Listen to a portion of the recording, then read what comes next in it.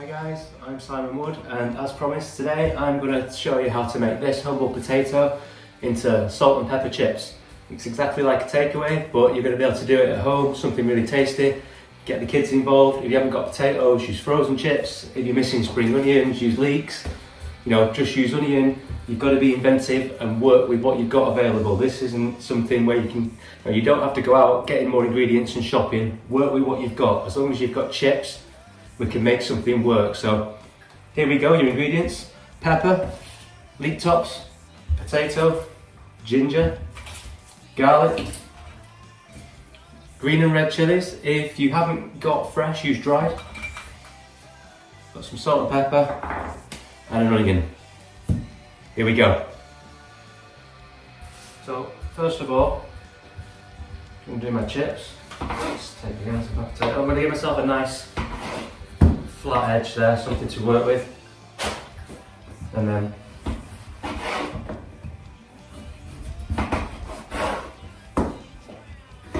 we'll just cut our chips nice and simple. You want them about 1 centimetre thick. They all cook at the same time. You've got any little gnarly bits like that, just knock them off and throw them away. On the stove over here, got a pan of boiling water ready to go. You can put your chips in from cold if you like, bring them to the boil. That way you'll ensure that they all cook evenly right the way through. Once the potatoes are cooked in the boiling water, you're going to have to refresh them, chill them back down in some cold water, and most importantly, before you put them in the oil, you're going to have to dry them, because you don't want to mix water and oil. Again, alluded to working with pans of oil yesterday, you've got to be very careful. So we'll go in with our chips. There we go. It's probably going to take about 9 minutes, something like that. Next up, I'm going to peel an onion. Just take the top off, leave the root on, makes it easier to slice. Fold it together. When you're slicing all this veg, you want it nice and fine. The key is that you don't get one big hit of chilli in one mouthful, then one big hit of onion in the next. You want a nice rounded flavour with all the ingredients. It's very important. And even though we're making something that's quite simple, we want to put lots of love and care into it so that we end up with a really good product that people enjoy eating.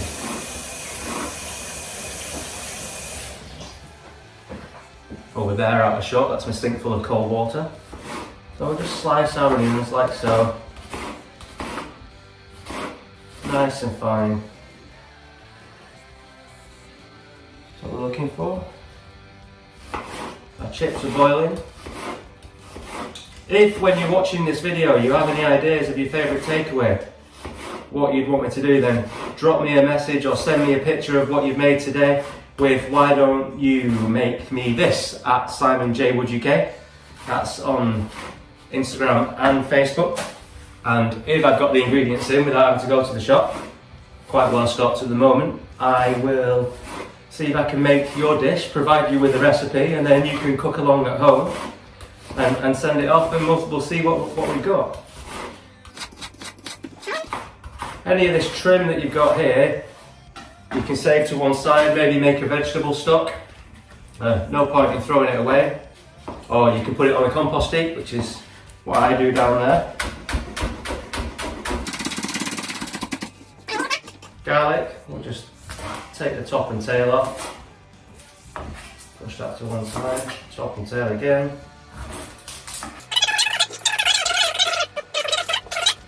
Just going to give these a bash. Off comes the skin.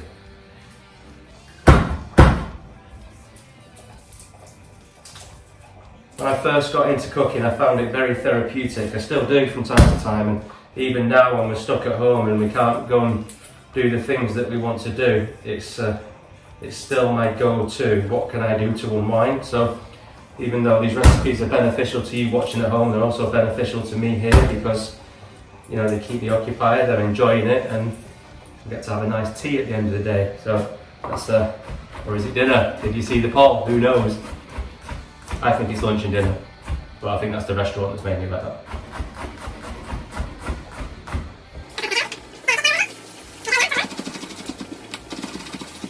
garlic slice, almost. Get the garlic quite fine, pokey flavour. No one wants to eat raw garlic, as far as I know. There's our garlic. We'll take a little bit of ginger. I'm not going to use all this. I'll take that little bit, pop that back in my provisions bowl there. I'm trimming this off with a knife here, but if you're at home, you can do it just by using a teaspoon and peel it down there. In the interest of time.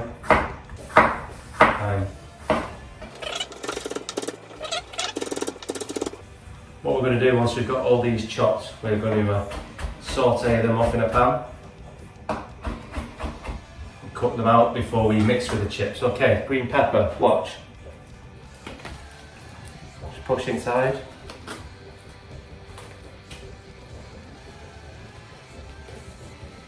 And then, out it comes.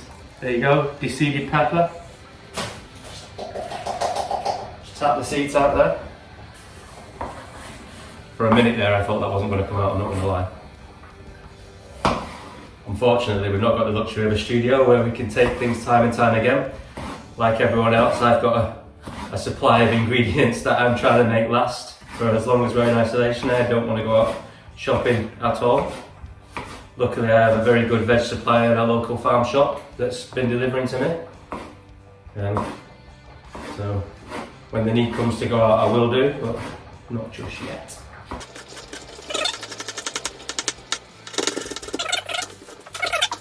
Next up, red chilli.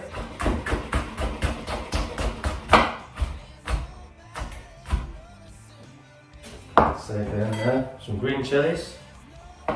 This is where the salt and the pepper comes from, chili pepper. Most people might think it's the crap black pepper that you'd ordinarily see, but it's not, it's chili pepper. I'm going to use a dried chili because I want to know that I'm having something quite spicy. I'm going to get that in there as well. I think I'll have these later on tonight, washed down with a nice cold beer while I'm watching MasterChef. I believe that's on at 9 o'clock tonight, if we can get this video out on time. Actually going to add in a little red pepper. When I wrote the recipe, I didn't have these, but as I say, my veg supply has been this morning, which I'm very grateful for. And now you can add these into the recipe. Again, like I said earlier, what you need to do, what you need to remember here is, you know, if you haven't got an ingredient in this recipe, just leave it out. You've got to learn to ad lib and work with the ingredients that you've got. So we'll take that over there now and we'll drop them in some cold water. I'm going to add some oil to this frying pan. Here we go.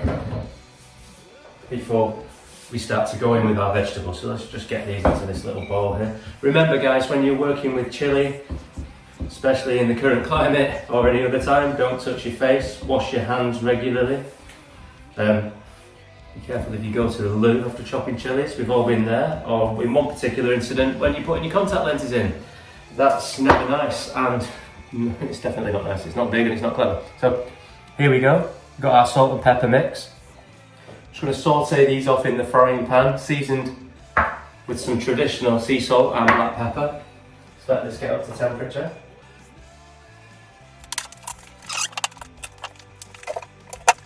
So I just grabbed a tea towel here, and you can use kitchen paper if you've got enough, but if not, you know, use a tea towel, you can wash it, dry it quite quickly. I'm just going to put my chips in there and dry them all off before putting them into the oil. The last thing we want to do is put wet chips into hot oil. It's going to spit and it's quite dangerous, so make sure that they're thoroughly dry.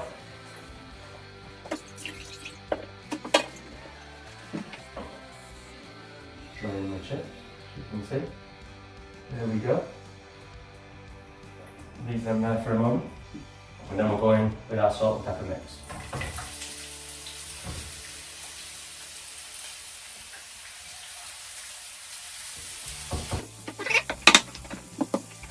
A little bit of seasoning.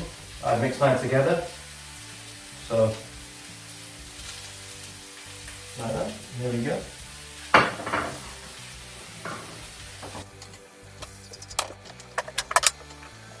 So you can see now, the chips are dry, slightly fluffy on the edges. That's where all the flavour is going to get stuck in there. Start to fry these off gently now. Just do a little test. You want to test if it's ready, take a little square of potato and drop it into the oil. Once it floats to the top, not going to pick that up, then you know that it's ready and you can start to fry your chips off. I'm going to do mine in batches. Be careful putting these in. Once you blanch these potatoes, you can set them aside, cover them, leave them in the fridge and redo some more the next day if you want, or you can do them later on. Get the long work done in the afternoon and then sit down and relax in the evening and just fry them off quickly as you're finished.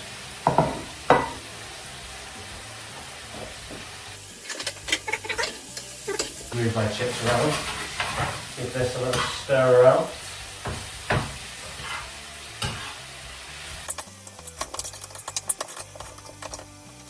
Okay guys, so our salt and pepper mix is sauté in a frying pan.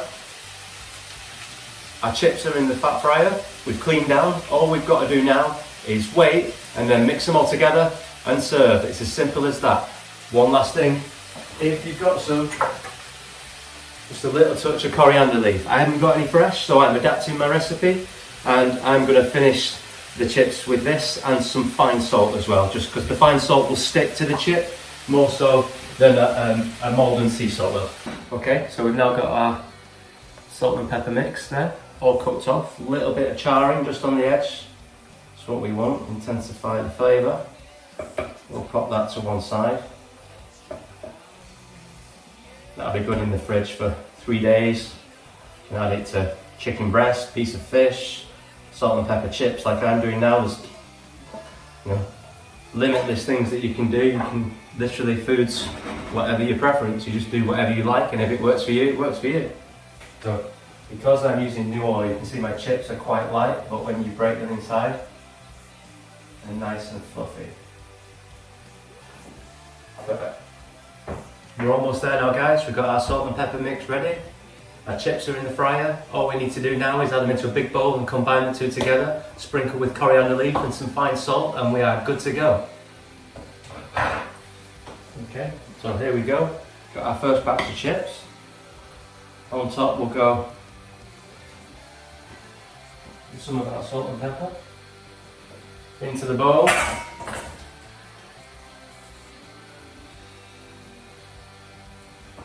A little bit more of our seasoning. Pop this to one side.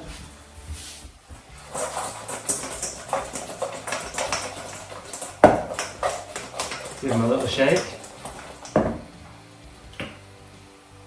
Sprinkle in a coriander leaf.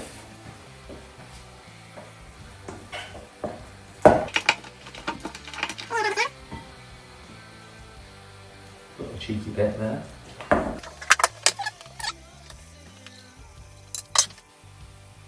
Little sprinkling. Some salt.